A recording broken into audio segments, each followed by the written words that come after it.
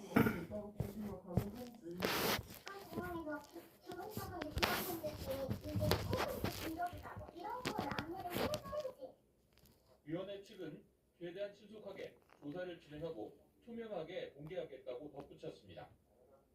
향후 유족 및 국민들의 알 권리 보장을 위해 사고조사 과정에서 공청회 등 사고조사 과정을 투명하게 공개하고 항공편도사고조사위원회는 국토부 산하 조직이지만 장관 지시를 받지 않는 독립기관입니다.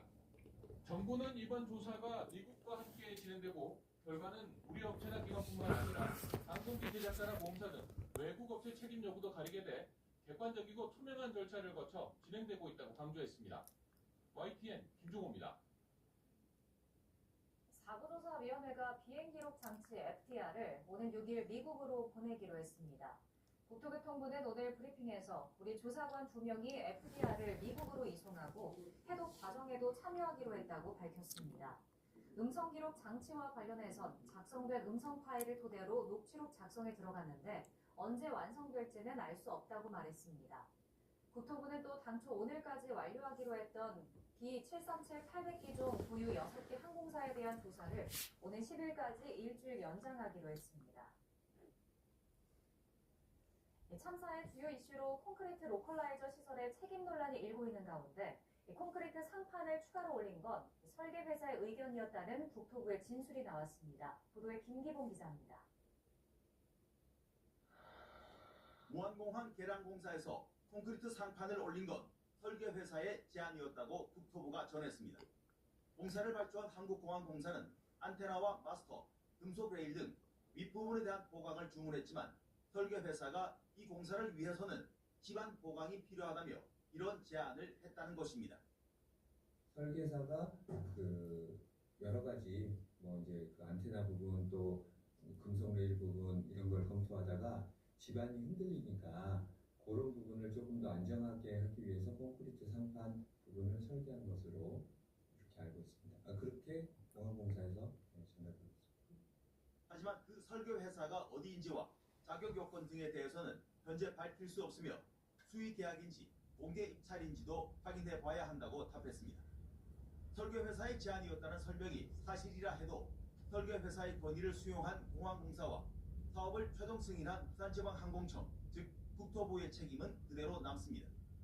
국토부가 현재 무안공항의 로컬라이저 설치가 규정 위반인지 여부에 대해 확답을 보류하고 있는 것도 이런 책임 소재에서 자유롭지 못하기 때문으로 보입니다. 이런 가운데 국토부는 당초 3일까지 끝내기로 한 사고 기종 B737-800 운용 6개 항공사 조사를 일주일 연장하기로 했습니다. 엔진과 랜딩 기어 이외 점검 항목을 늘렸습니다. 최근에 언론에서 많이 제기해 주신 정비 시간 준수라든가 정비 부품 문제, 적정 수량 확보하고 있는지 이런 문제들 좀 더 추가로 살펴볼 필요가 있다고 판단해서 일주일 연장하게 됐습니다. 음성 기록 장치에서 추출한 음성으로 녹취록 제작이 시작됐고 비행 기록 장치 FDR은 오는 6일 우리 조사관 2명과 함께 미국으로 갑니다. 또 엔진 제작사인 미국 지휘사 직원 1명도 사고 조사위에 합류했습니다. YTN 김기봉입니다. 한편 여야는 유가족 생계비 지원 등 후속 대책을 앞다퉈 내놓고 있습니다. 탄핵 전국 속 합의가 이루어질 수 있을지 우려는 여전합니다. 보도에 홍민기 기자입니다.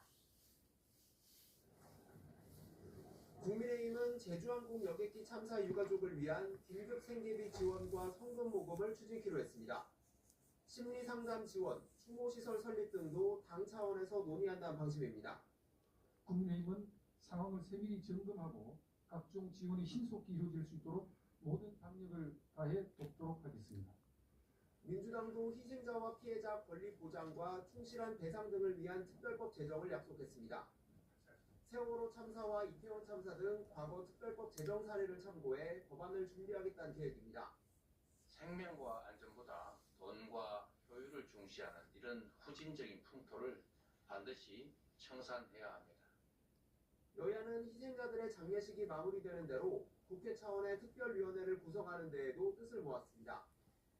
다만 구체적인 지원 방안을 두고 여야 간 원만한 협상이 이루어질 수 있을지 지켜봐야 한다는 분석입니다.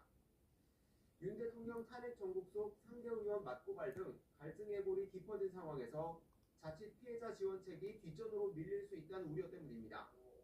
민주당 관계자는 구체적인 지원 내용에 여당과 큰 이견은 없는 상황이라면서도 만약 특위 내에서 합의가 이뤄지지 않으면 다수결 등 일반적인 절차로 결정될 거라고 밝혔습니다.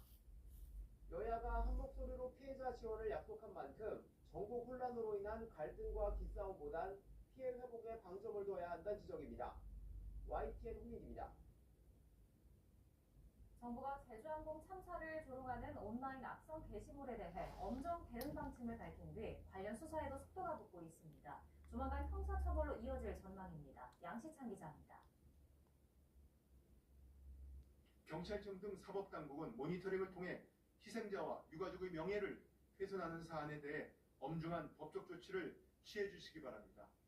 인터넷 악성글에 대한 강력한 대응을 주문한 대통령 권한대행의 언급 뒤 경찰은 전담팀을 꾸려 수사에 박차를 가하고 있습니다. 수사본부가 차려진 전남청뿐 아니라 본청을 포함한 전국 16개 시도경찰청 사이버 수사대로 수사팀을 확대하고 인원도 25명에서 115명으로 대폭 늘렸습니다. 경찰이 정식 입건해 수사 중인 게시글도 속속 확인되고 있습니다. 일부 게시글에 대해서는 이미 압수수색 영장도 신청했습니다. 탑승객 전체를 싸잡아 조롱한 글 1건과 타고 항공기의 기장을 비난한 게시물 2건 등 희생자에 대한 악성글 작성자 3명과 유가족에 대한 모욕글을 올린 게시자 3명 등입니다. 이와 별도로 명예훼손과 모욕 등 혐의로 내사가 진행되고 있는 게시물도 수십 건에 달하는 것으로 전해져 입건 대상자는 계속 늘 전망입니다. 기장과